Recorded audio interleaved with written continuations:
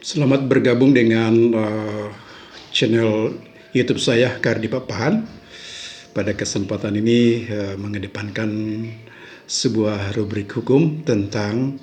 risiko hukum menyusun silsilah atau tarobo dengan dugaan menggunakan keterangan palsu. Berbicara tentang masyarakat hukum adat adalah pola-pola di dalam struktur atau sistem sosial yang berlaku di dalam masyarakat Indonesia sejak beberapa tahun yang lalu. Adapun pola dasar dari pengelompokan masyarakat hukum adat di Nusantara, ada yang berpola patrilineal, ada yang berpola matrilineal,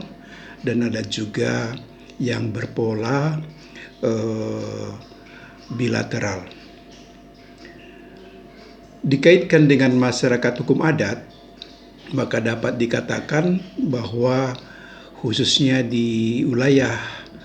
Batak, secara khusus lagi di kawasan daerah Batak Toba,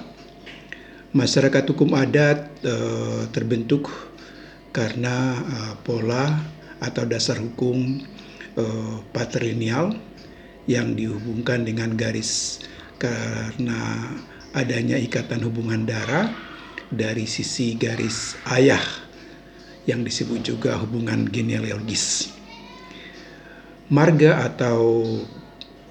kumpulan marga di dalam masyarakat hukum adat merupakan unsur dari masyarakat hukum adat. Sedangkan masyarakat hukum adat terbentuk dan berkembang pada perkampungan masyarakat hukum adat yang ada di suku Batak Toba, yang perkampungan induk atau mula-mula disebut juga dengan huta, sedangkan perkampungan-perkampungan yang merupakan diferensiasi dari atau turunan dari huta disebut sebutan antara lain Luban, Bajar, Sosor, Lobu, dan lain-lain yang disebut di berbagai wilayah lainnya. Karena marga atau kumpulan marga atau toga di dalam sebuah kumpulan marga merupakan unsur masyarakat hukum adat, khususnya di sisi identitas masyarakat hukum adat, sama seperti masyarakat hukum adat tentunya ya marga atau kumpulan marga juga tentunya mendapat perlindungan baik dari sisi hukum internasional, baik di dalam hukum nasional dan berbagai peraturan pelaksananya. Berbicara dalam tataran hukum internasional, salah satu bentuk pengaturan atau bentuk perlindungan pada masyarakat hukum adat di sisi hukum internasional bisa diketahui dari konvensi atau ketentuan 169 Indigenous and Tribal People Convention 1989, yaitu 169 Konvensi Masyarakat Hukum Adat tahun 1989. Dalam lingkup nasional, masyarakat hukum adat juga mendapat perlindungan. Ini misalkan bisa dibaca di dalam pasal 18B Undang-Undang Dasar 45. Di sana dikatakan negara mengakui dan menghormati kesatuan-kesatuan masyarakat hukum adat.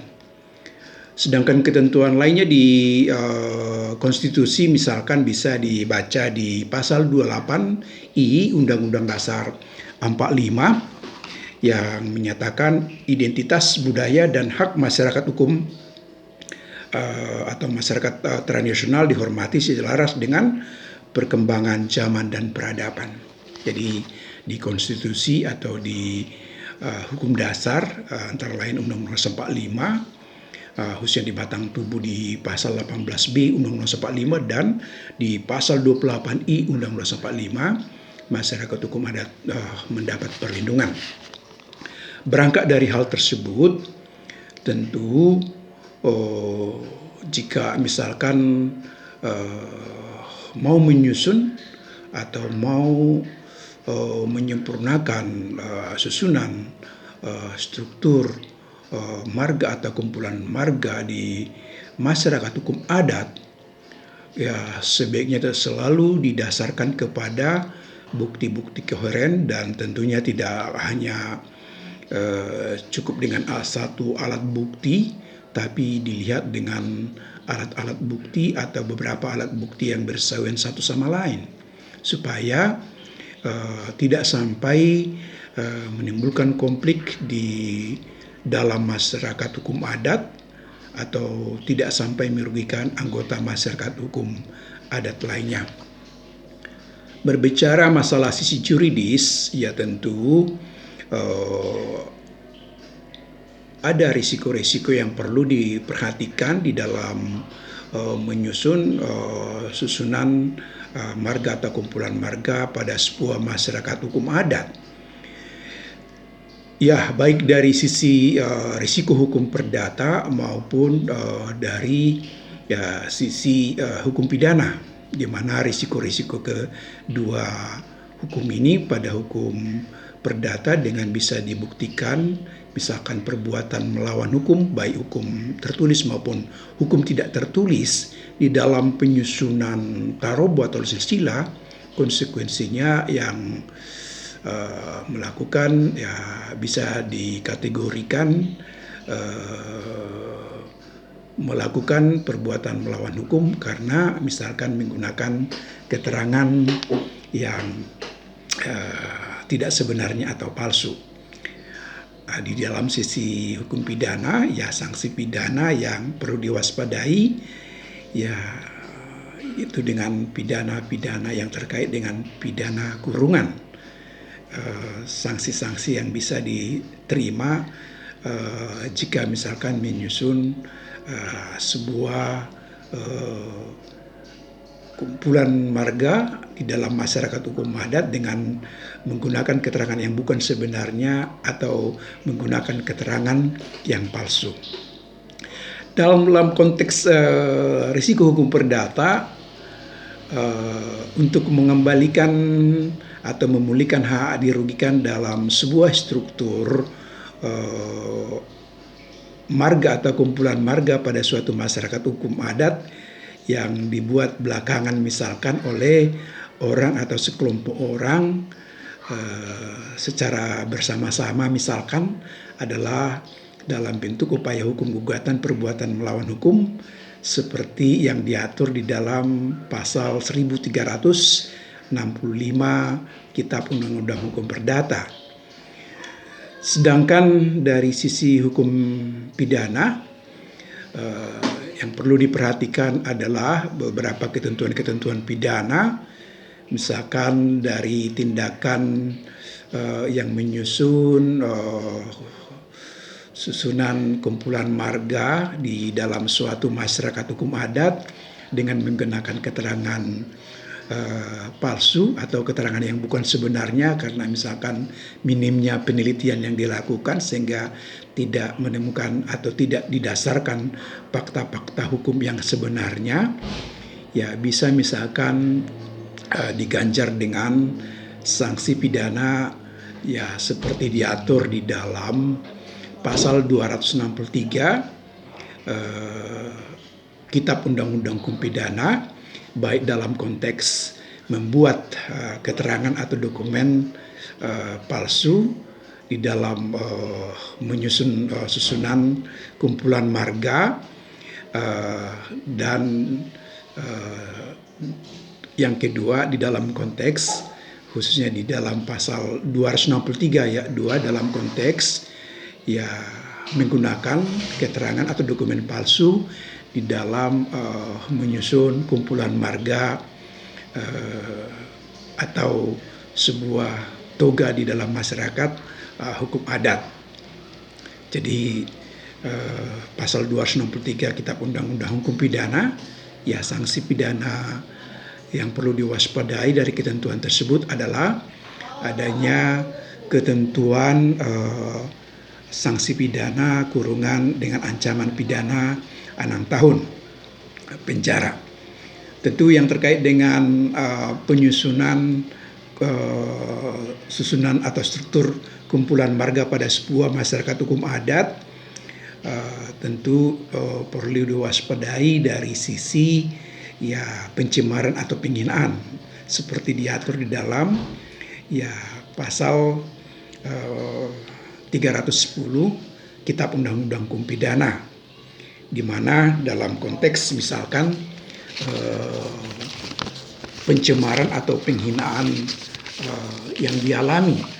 misalkan oleh satu orang atau sekelompok marga yang dirugikan akibat penyusunan struktur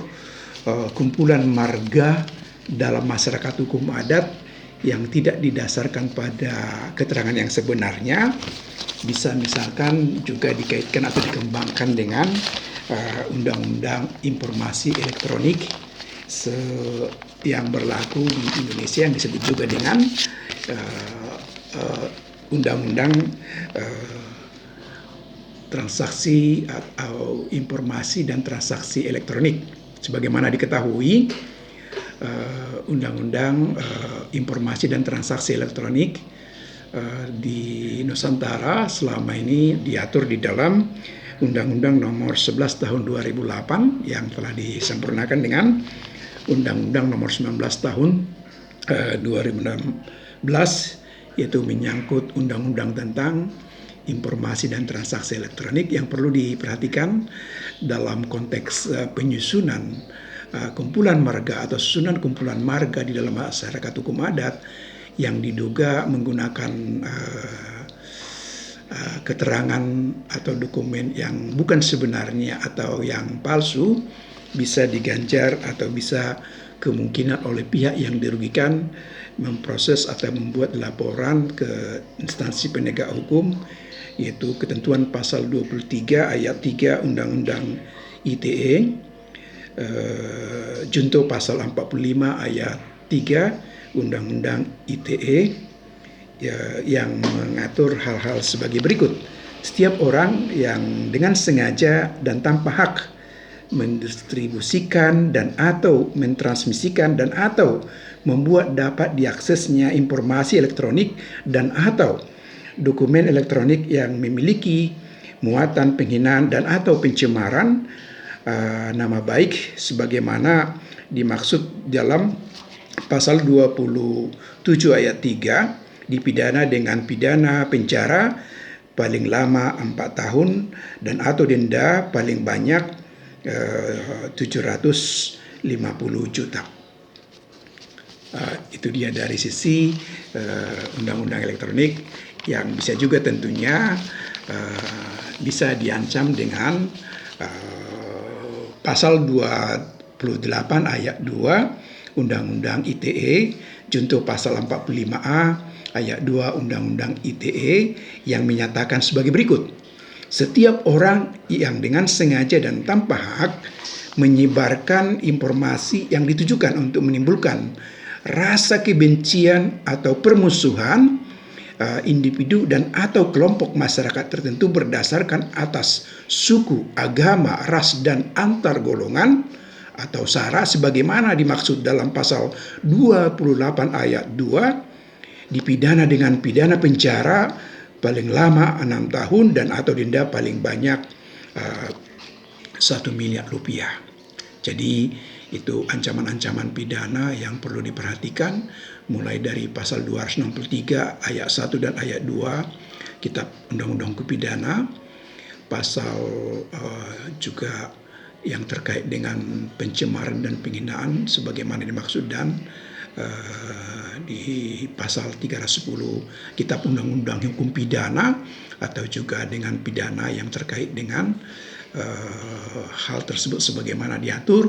di dalam Undang-Undang Informasi dan Transaksi Elektronik. Oleh karena itu, mengingat ada sanksi pidana dan juga upaya-upaya hukum secara perdata yang mungkin dilakukan oleh pihak-pihak yang dirugikan. Maka di dalam konteks ketika menyusun struktur atau dalam konteks menyempurnakan struktur marga atau kumpulan marga pada sebuah masyarakat hukum adat, maka perlu disusun dengan cermat, dengan terstruktur, dengan transparan, yang didukung dengan tentunya dengan beberapa alat bukti yang bersesuaian, bukan hanya dari cerita semata. Tentu untuk sampai ke sana sebagai bahan pertimbangan ya perlu digunakan tentang konteks tetap berangkat dari masyarakat hukum adat, di mana sesuai dengan pembahasan sebelumnya di rubrik-rubrik yang telah ditayangkan atau ditampilkan sebelumnya di dalam masyarakat, di dalam memverifikasi marga atau kumpulan marga di dalam masyarakat hukum adat, ya bisa digunakan 7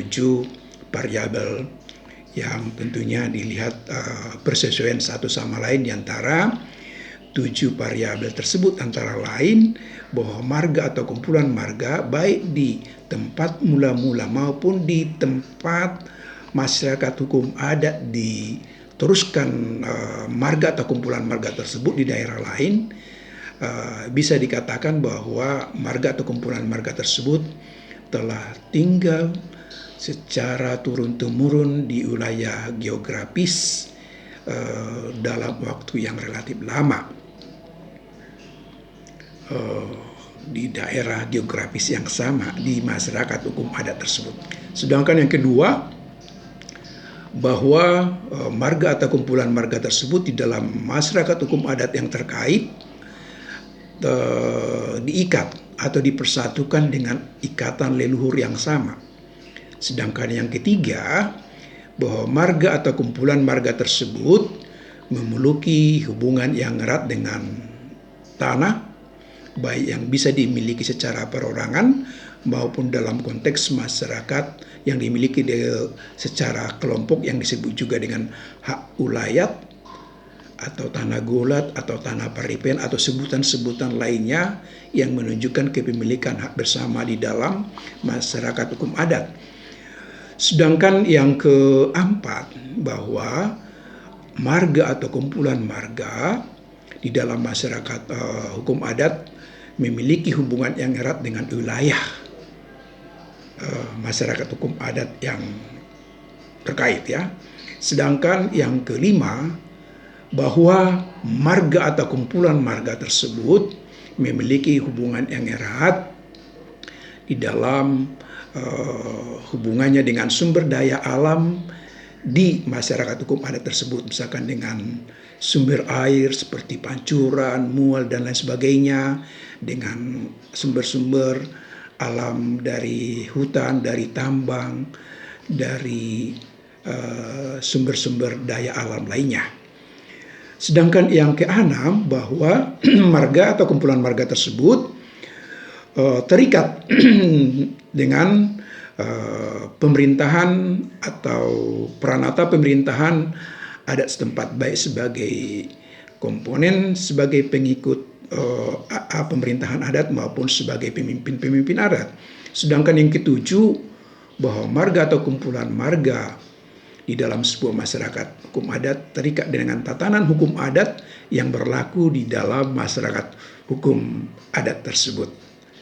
Jadi itu bisa dilihat persesuaian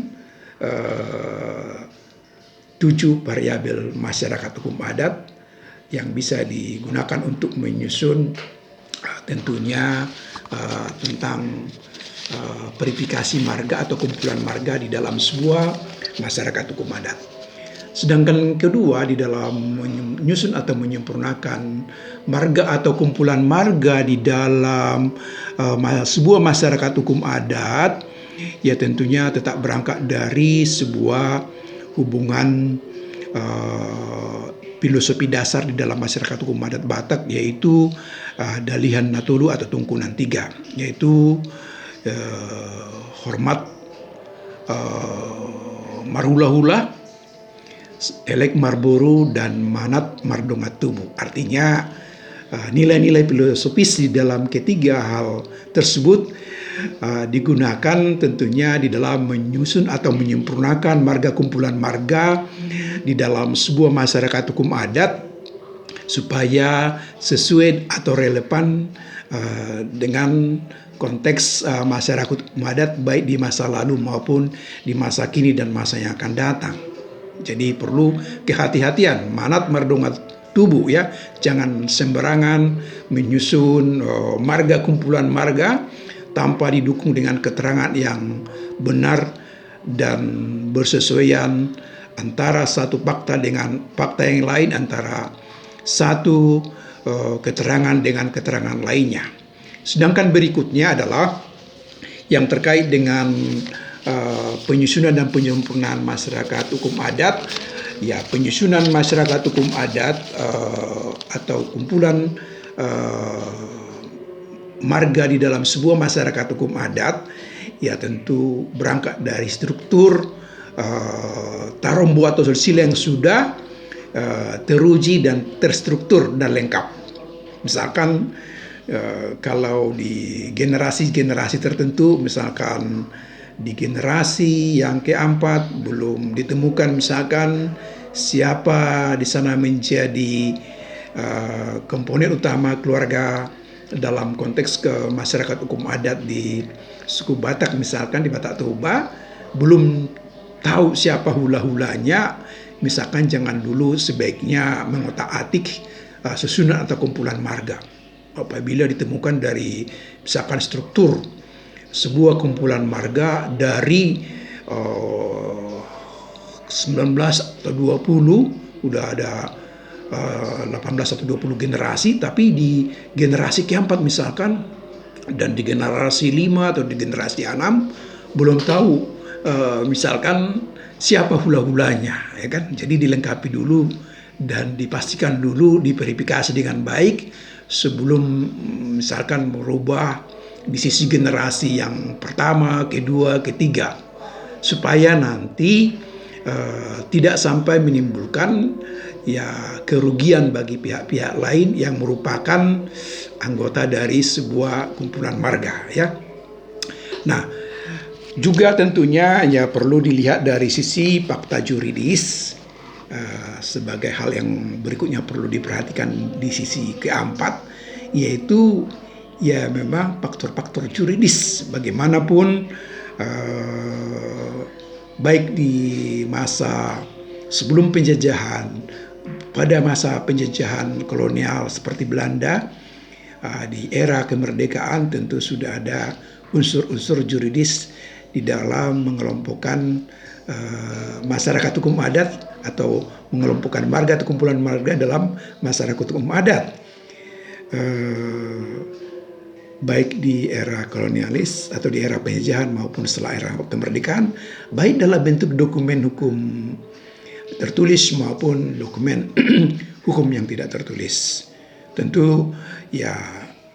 unsur-unsur juridis atau kaidah hukum tetap diperhatikan di dalam kerangka menyusun atau menyempurnakan susunan marga atau kumpulan marga di dalam sebuah masyarakat hukum adat. Misalkan di dalam pasal di dalam pasal 832 ayat 1 Kitab Undang-Undang Perdata, misalkan dikatakan sebuah ahli waris hanya memiliki hubungan pewaris dengan pewarisnya yang memiliki hubungan darah atau hubungan biologis dengan pewarisnya. Artinya kalau di dalam masyarakat hukum adat misalkan masih ditemukan sisi-sisi yang belum bisa meyakinkan kehadiran anggota